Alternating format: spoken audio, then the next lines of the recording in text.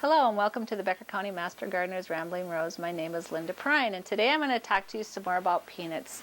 A few months ago you were to my garden and you saw the peanuts growing, and I promised you that I would show you what I harvested. I had about 5 or 6 plants and I ended up with about a quart of peanuts.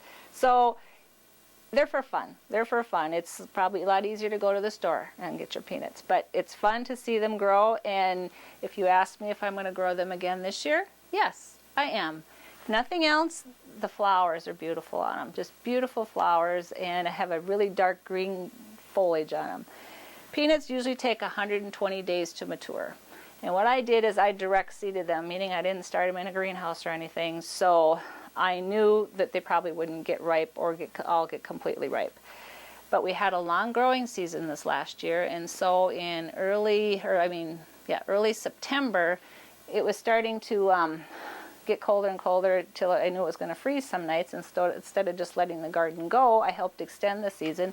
I took tarps and I covered those peanuts and then uncover them and, back and forth, covered and uncovered. But it helped them for a longer growing season, probably by about almost 3 weeks. So that's probably why they matured enough that I did finally get peanuts on them.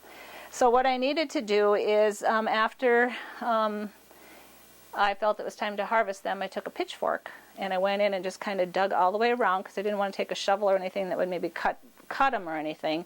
I just kind of loosened the dirt and then I could pull them out. And here's a picture after I harvested them.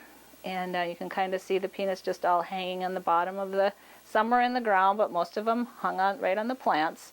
And then what I did is I took the peanuts and took the plants and tied them up and hung them in a warm place for a while till the leaves and everything got kind of brittle and dry on them. So then I knew that the peanuts were actually drying also. So that was maybe like 2 to 3 weeks that I had them tied in those bundles.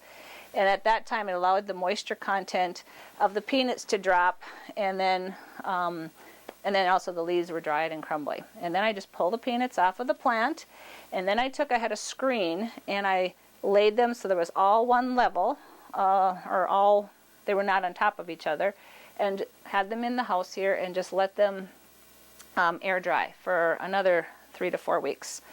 And then after that, I decided I was going to roast some.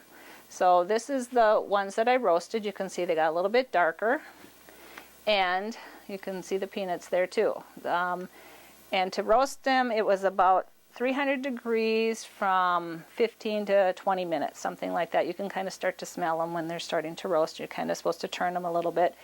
And then these are supposed to be eaten like within about 4 weeks, where the raw ones you could keep up to a year. So you can see the difference, they're a lot lighter, but and keep them in something. I'm keeping them in jars, and so there's no moisture. You wouldn't want them in baggies or anything like that to keep them dry. So anyway, that was my new adventure on raising peanuts. And yes, it's fun to do that kind of stuff in your garden and experiment with different things.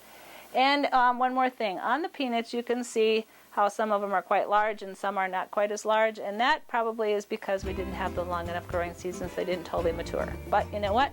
They still taste like peanuts. Thanks, and have a good day. And if you have any other questions for the Master Gardeners, you can call 218-846-7328.